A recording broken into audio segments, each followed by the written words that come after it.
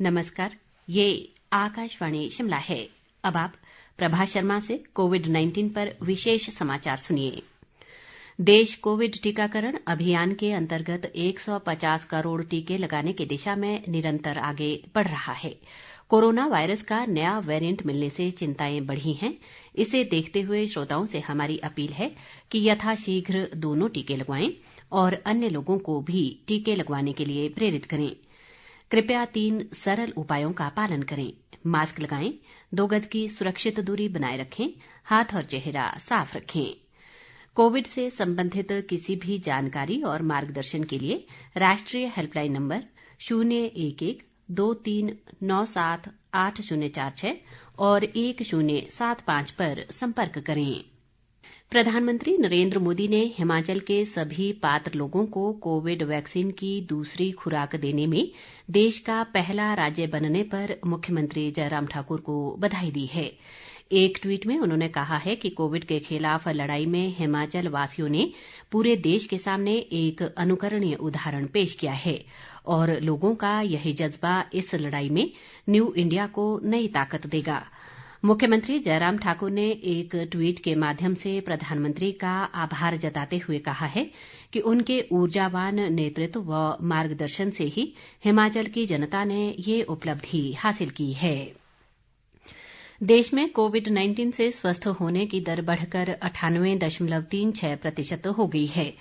Corona संक्रमण से अब तक 3,40,79,612 लोग स्वस्थ हो चुके हैं। मौजूदा समय में देश में कोरोना के सक्रिय मरीजों की संख्या 95,014 है।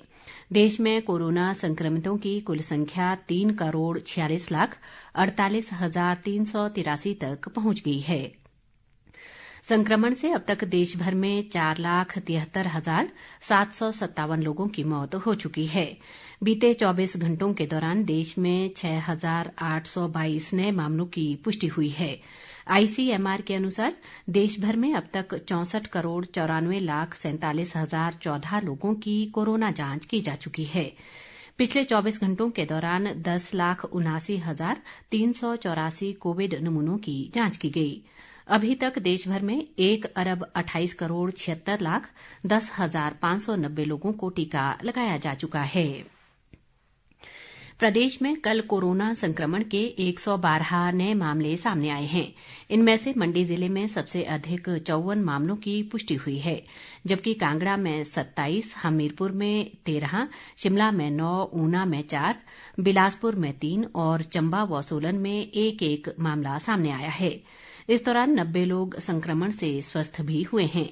स्वास्थ्य विभाग के अनुसार मौजूदा समय में प्रदेश में कोरोना के 776 सक्रिय मामले हैं। कांगड़ा जिला में कोरोना के सर्वाधिक 220 सक्रिय मामले हैं। इसी तरह मंडी में 136, शिमला में 135, ऊना में 105, हमीरपुर में 97, सोलन में 45, बिलासपुर में 20, चंबा में 13, कुल्लू में 3 और किन्नौर में 2 कोरोना रोगी उपचाराधीन हैं। सिरमौर व लाहौल स्पीति जिले में फिलहाल कोरोना का कोई रोगी नहीं है। राज्य में अब तक कोरोना से 3,836 लोगों की मृत्यु हुई है। भारतीय अर्थव्यवस्था में मंदी से उबरने के मजबूत संकेत सामने आ रहे हैं। 22 में से 19 आर्थिक सूचकों में कोरोना महामारी से पहले की स्थिति की तुलना में बढ़ोतरी दर्ज की गई है। देश में कोविड महामारी शुरू होने के बाद से आर्थिक मंदी से उबरने की प्रक्रिया का पता लगाने के लिए उच्च फ्रीक्वेंसी सूचकों पर निगरानी रखी जा रही है। पिछले 3 महीने में इन सभी सूचकों में 2019 के मुकाबले वृद्धि देखी गई है।